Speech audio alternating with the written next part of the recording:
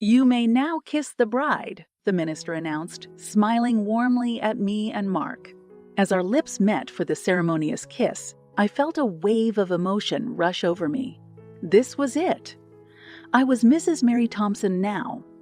Just as I began to pull away, hoping to lock eyes and share a moment of mutual happiness with Mark, I caught him glance down at his pocket. The distinct vibration sound of a smartphone punctuated our forever moment. I couldn't believe it. "What are you doing?" I whispered angrily, my eyes narrowing as he pulled his phone from his pocket. "1 second, babe." "I think it's work," he mumbled, swiping his finger across the screen while our friends and family looked on, visibly puzzled. The romantic bubble burst in that instant. No longer did the venue seem magical, or the string quartet playing our favorite love song feel particularly moving. Even my white gown felt like a misrepresentation of the purity of the moment. All I could focus on was Mark's complete and utter disregard for the sanctity of our wedding ceremony. "Mark, this is our wedding. Can't it wait?" My voice had lost its soft, adoring undertone, replaced by a rasp of disbelief and rising indignation. "I'm sorry, Mary. I just had to check it. You know how demanding my job can be," he tried to justify himself, shoving the phone back into his pocket, as if that could reverse the gravity of his transgression. "Is it too much to ask for your full attention for just a few minutes? On our wedding day, no less," I snapped, my words laced with a bitterness that no newlywed should have to feel.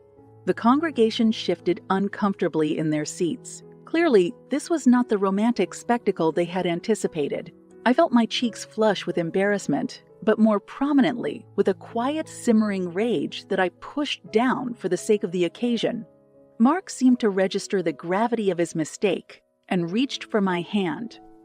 "I'm sorry, Mary. Let's not ruin this day over a small hiccup. I promised to make it up to you." Reluctantly, I agreed. For the sake of our families and friends, and perhaps even for the tiny glimmer of forever that still remained, I forced a smile and nodded.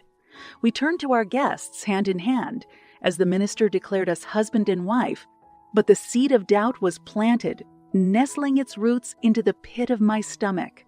As we walked down the aisle together, showered in a rain of rose petals and applause, I couldn't shake the feeling that I'd just made a monumental mistake. "And so, the adventure begins," Mark grinned, pulling me close for a photograph as we stepped outside the chapel. "Yeah," I sighed, "it certainly does." Little did I know, the adventure that lay ahead would be unlike anything I had ever anticipated, an unfolding tale of betrayal, deception, and ultimately a self-respect I never knew I had. But for that moment, I was caught in a paradox of love and regret. Everyone told me that marriage is a beautiful thing, a sacred union that should be cherished and respected. I still wanted to believe that. Yet, in that fleeting moment, all I could think was how desperately I wanted to rewind the clock to a time when Ido had yet to become the Ido that I'd forever regret. We moved into my house not long after the honeymoon. The whole our home notion was more theoretical than practical because the truth is, I had been living there for years and paying the mortgage with my salary. Mark had been renting a small one-bedroom apartment when we met. His place was cramped and untidy, mirroring his chaotic, sometimes unpredictable life. "You know, I've been thinking," Mark said one evening, lounging on the plush, L-shaped couch I had picked out years ago. "Maybe we should do some redecorating. Give the place a new vibe, you know? A new vibe." I questioned, raising an eyebrow as I set down my briefcase, fresh from another grueling day at the tech giant I worked for. "Yeah, you know, make it feel more like it's our place, not just yours." I pondered his suggestion. On the surface, it sounded reasonable enough. All right, let's talk about it this weekend. We'll see what changes we both want to make. Cool, he nodded, his eyes already drifting back to the football game on the TV. As the weekend rolled around, our conversation about redecorating was overshadowed by other, more immediate concerns, like the pile of bills that had amassed on the kitchen counter. It was always a similar pile, and it usually ended up in the same way. Me sorting through them and paying off the balances, mostly from my own account. Mark, these bills aren't going to pay themselves, you know. I said, a slight hint of annoyance coloring my tone. I know, he mumbled, barely looking up from his smartphone. I'll chip in. Just let me know how much. It was always like that. Let me know how much, he'd say, but it was always just a fraction of the total amount due. His office job didn't pay much, and though he always promised to look for something better, it seemed like an empty promise. With his birthday looming on the horizon, I thought it was a perfect opportunity to bring some joy into his life, and maybe, just maybe, alleviate some of the stress that came with his daily commute on public transit. I've got an idea for your birthday, I told him one evening, trying to gauge his reaction. Yeah. His eyes met mine for a moment, offering a brief interlude from his constant phone scrolling. How would you like to ditch the subway rides and have your own car? His eyes widened, and for the first time in a long while, I felt like I had his full attention. Are you serious? That would be amazing. So I did it. I took some of my savings and bought him a brand new dark blue sedan. Not an extravagant luxury model, but something reliable and stylish. On his birthday, I led him blindfolded to the driveway, my heart pounding with anticipation. Okay, open your eyes, I said, barely able to contain my excitement. The blindfold fell to the ground and he gasped. Mary, this is, Do you like it? I asked, although his reaction already answered my question. I love it, he said, pulling me into a warm embrace. This changes everything. You've no idea how much easier my life will be now. Finally, I thought. Finally, something to restore the balance, to make him feel empowered in a life that seemed to be constantly weighing him down. As he sat in the driver's seat for the first time, grinning from ear to ear, I felt a glimmer of hope that perhaps, just perhaps, this would be the turning point we so desperately needed. For that fleeting moment, all seemed well. Our financial imbalance, the stress, and even the memory of the phone at our wedding felt far away. But life has a funny way of ripping off the veil from your eyes, showing you the stark reality hiding behind even the most perfect moments. I had no way of knowing then just how costly this gift would end up being, emotionally more than financially. Little did I know the seeds sown by this S-less act would soon grow into something twisted and ugly, reshaping the very core of our marriage in ways I could have never anticipated. Over the next few weeks, I noticed a change in Mark. At first, it was subtle, almost imperceptible. He'd come home later than usual, often without calling. When he'd walk through the door, his eyes would avoid mine, settling instead on random corners of the room as if he were searching for an escape.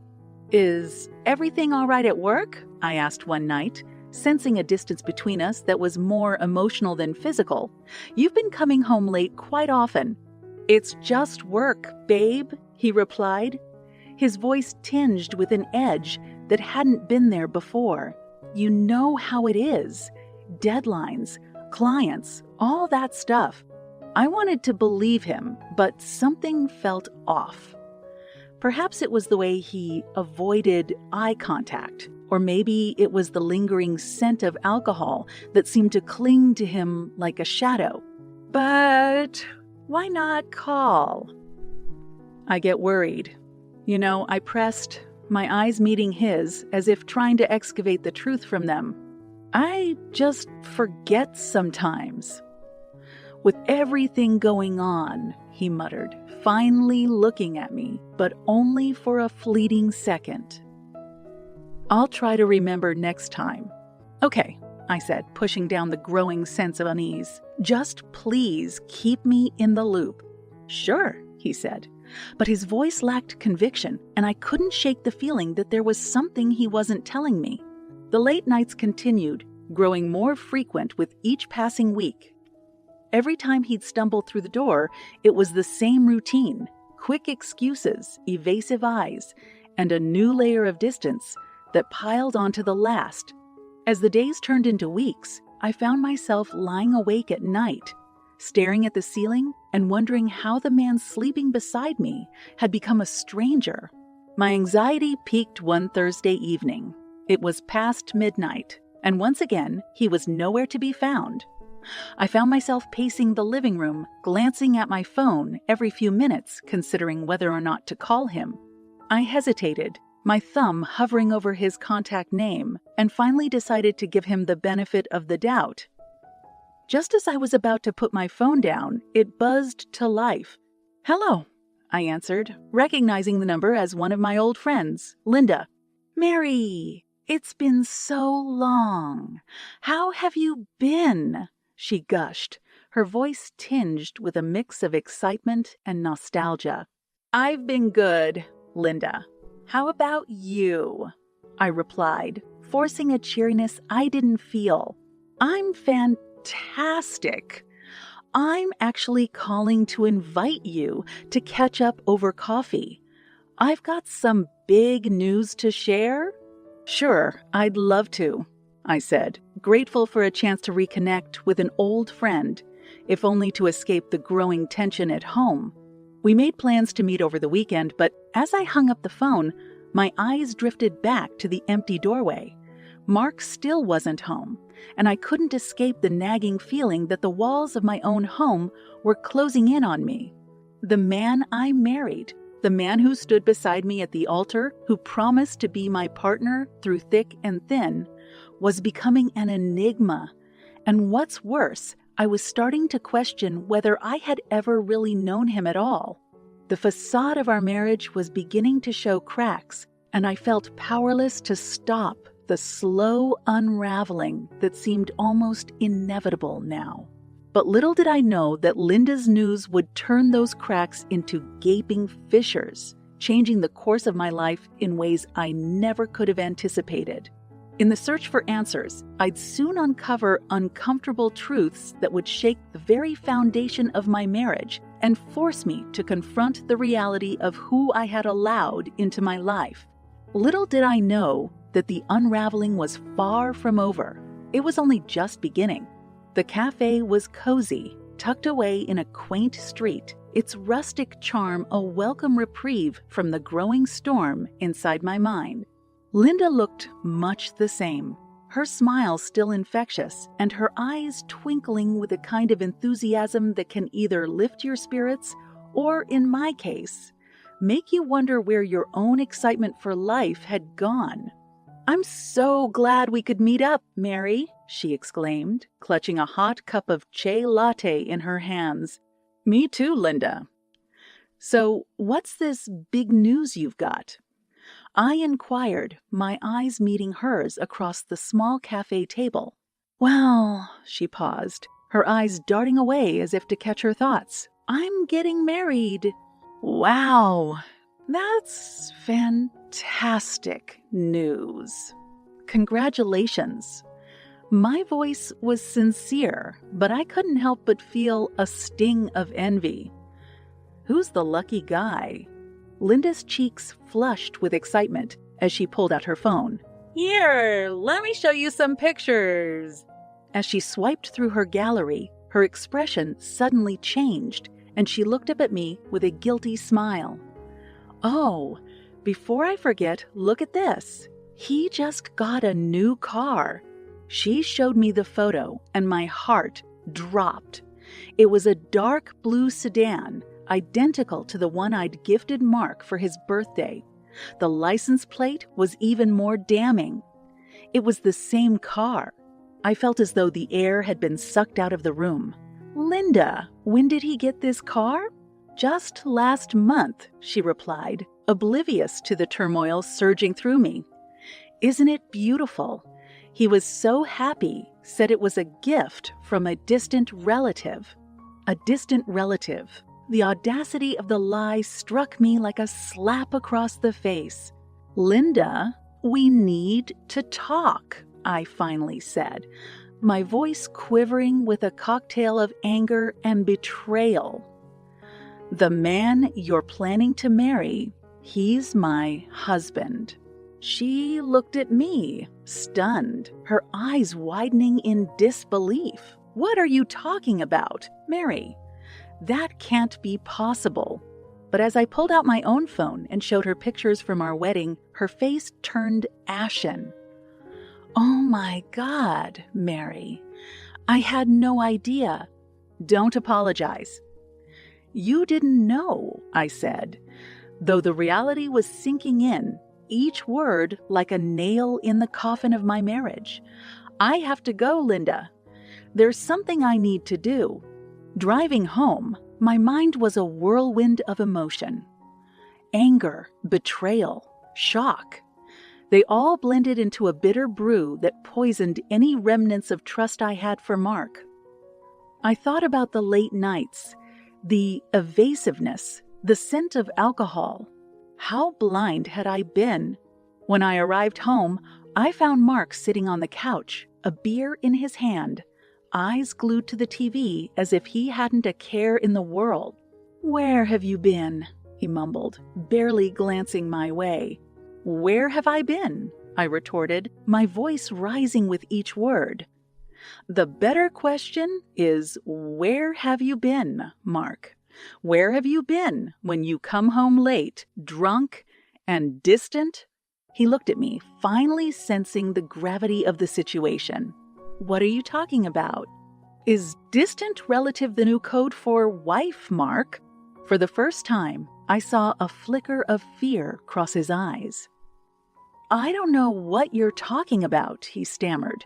"Don't lie to me, Mark." I exploded, my patience finally shattering. "Your game is up. I met Linda today, your fiancé. Or should I call her your second victim?"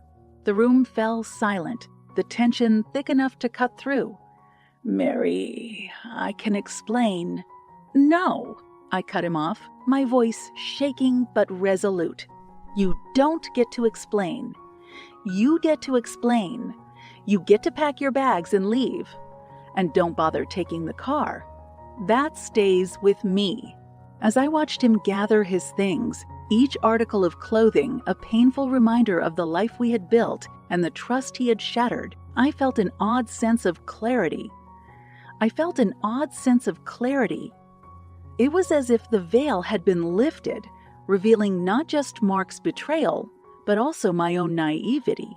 Yes, the facade had cracked wide open, but what lay beneath was a woman ready to reclaim her life. And as I prepared to usher Mark out of it, one thing was abundantly clear. Revenge wasn't just a dish best served cold. Sometimes it was the only dish worth serving at all. After kicking Mark out, my emotions were a torrent, like a storm that couldn't decide whether it wanted to rage on or dissipate.